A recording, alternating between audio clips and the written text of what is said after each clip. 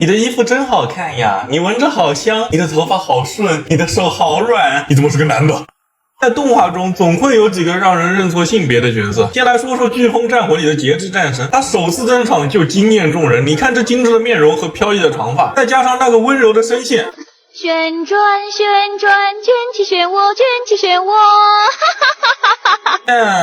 是个男人，还是个实力强大的猛男。他追求的事情只有毁灭地球，而毁灭地球也仅仅是为了观察精灵力量的威力。他是一个很有科学才能的精灵学者，曾经改造出塔顶四战神，但是就这个外表、这个性别、这个实力，反差实在太大了。而同样出自飓风战魂的潘多拉，也是性别误认中呼声最大的一个。你看潘多拉这淡紫色披肩长发，如果没有肩上的那个环，她穿的就是个白色吊带裙，配音也是轻声细语，再加上她和主角那个亲密的互动，如果官方不公布性别，真的没人会把她当成男性吧？我相信肯定很多人到现在还认为她是女性，然后听到凯奇我在这里提到这个角色才反应过来啊，他是男的吗？我都怀疑公布他性别的目的会不会只是用来规避所谓的早恋的投诉，可能原本潘多拉就是要做成女性，放两个女主角在动画里搞党争的。那动画组的想法有点太超前了，而且也不只是飓风战魂有这种迷之特产，一人之下里的诸葛白同样是这个类型的替身。诸葛白有着清秀的面容和柔顺的头发，再加上他温和的性格和偶尔流露出那种细腻的情感，很多观众第一眼都以为她是个女孩，甚至剧情里都刻意强调了她是个娘娘腔。再加上她黏着他哥的那个互动啊，我一直觉得把她说成是男的都多余。你说这个角色是个小女孩，好像也不会有什么影响。诸葛白真的可以说是国产动画中最刻意的画女硬说男了，总不能是作者和教皇一个爱好吧？不知道大家还记不记得，曾经在网上有这样一个说法，美羊羊其实是公羊，因为羊村的羊除了暖羊羊是盘羊以外，其他的羊都是绵羊。而在现实中的绵羊里，绝大多数的母羊是没有角的，或者说只有细小的角，而美羊羊作为一只绵羊，有着一对和公羊大小相同的羊角。而当你把美羊羊当作公羊来看的时候，它将会是一场纯正的兄弟你好香。这么说吧，你有一个好兄弟，总用粉色装点自己，还带着粉色的蝴蝶结，你也不能说这样不好是吧？但是当你这么想的时候，就已经有点发毛了吧？对于美羊羊，我更倾向于是画错了，毕竟羊村里的小羊们把羊角抹了，也就没有什么真正作为羊的特征了。美羊羊肯定还是一只母羊，不可能真的在儿童动画中夹带兄弟你好香的私货的。而在经典动画九色鹿中，其实也有这样的误会。九色鹿那个绚丽的毛皮、优雅的姿态、那温柔的举止、那个硕大的犄角，是的，九色鹿作为鹿来说，得是一头雄鹿。但我敢说，很多人在看九色鹿的时候，都会因为其形象过于柔美，产生了性别误会。第一反应基本上都会是九色鹿是一头母鹿。我看这九色鹿也是眉清目秀啊，我不会从小就是福瑞控吧？不过这个诞生自敦煌壁画中的传说角色也从来没有明确过性别指向。九色鹿是雄鹿，也不过是从生物常识上的推测。国产动画中基本上不会去做阿福这样的角色，毕竟这种爱好还是有点小众了，很多可能还是出现了临时的改动或者是一些失误。大家还知道哪些动画中把男性错认成女性的角色吗？或者你原以为是男性的角色实际上是女性的？一起在评论区聊聊吧。